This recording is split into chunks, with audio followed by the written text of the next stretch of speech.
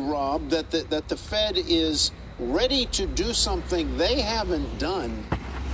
Golly, I don't remember the last time that they raised by a point, and if they did, it had to have been under Volcker.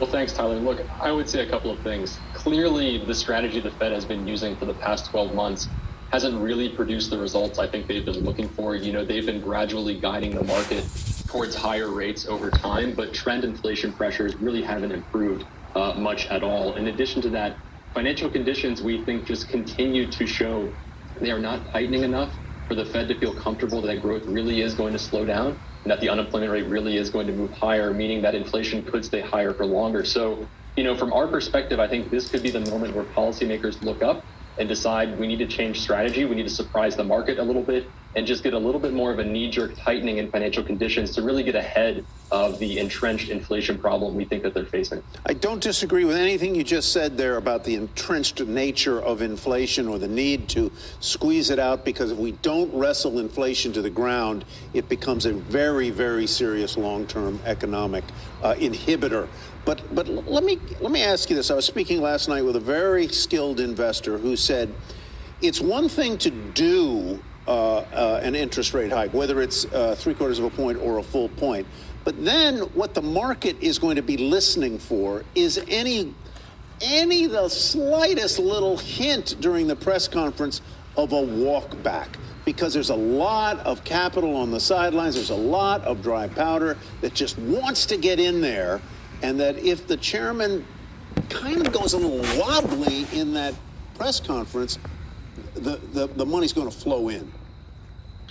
We would be a little bit cautious of that view just because I think the Fed has become a little bit more concerned about how those press conferences have played out over the prior 4 meetings. Generally speaking, once the statement comes out at 2 p.m., we tend to see risk off price action in the market. And then once Powell starts the press conference at 2:30, risk assets tend to rally. I think Powell's very aware of that right now. Yes. I think his objective tomorrow is going to be to come out and make sure that doesn't happen. I think he's looking at the market reaction to Jackson Hole, where there wasn't a press conference, only the prepared remarks, and saying maybe it's time for a little bit more of that. And I think the way you achieve that is by sounding, you know, as hawkish as you can.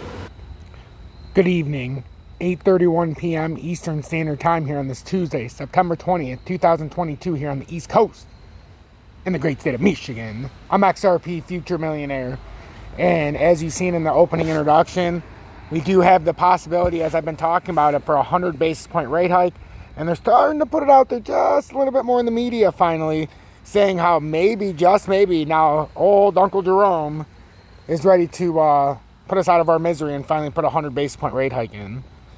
What implications would that have for the market? As I've stated, and I've stated before, and I've stated a long time ago, if we continue to do these 75 and it's already baked into the market, I believe 75 isn't really going to do much. But if we get 100 and he starts sounding hawkish, that's when the market could start to come unraveled here a bit. Bitcoin, we got this critical underneath support down here at 18,005. What is it right here? Because I want to get the approximate 18,600. We've got a resistance here in the 30-minute time frame that we're up against right now at 18,965. But if we break up in the area, we've got about 19,560.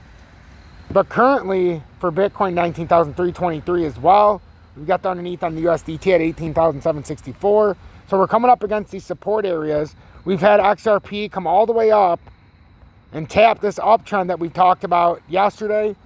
Once we got to the uptrend and broke it, we talked about if we wanted to have a breakout, we'd have to come back above the bear flag and then break past this broken down uptrend. And unfortunately for you, if you want to go long, at first we got rejected here. So we're going to see if this plays out, and this is the ascending triangle, or this just rising channel that I guess we could call it, that we've created now. So we've got the slightly inclined support. We got an inclined resistance.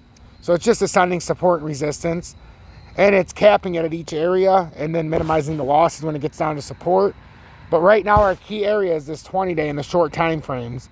Sorry if I sound a little confusing or if I'm getting a little too technical, but the bottom line here is on the 20-day time frame, which is the exponential moving average or the EMA lines. This is where the technical trader, as I like to call them, that doesn't understand patterns, will use the EMA lines to get a look at and feel of the market so they understand if we're going up or down.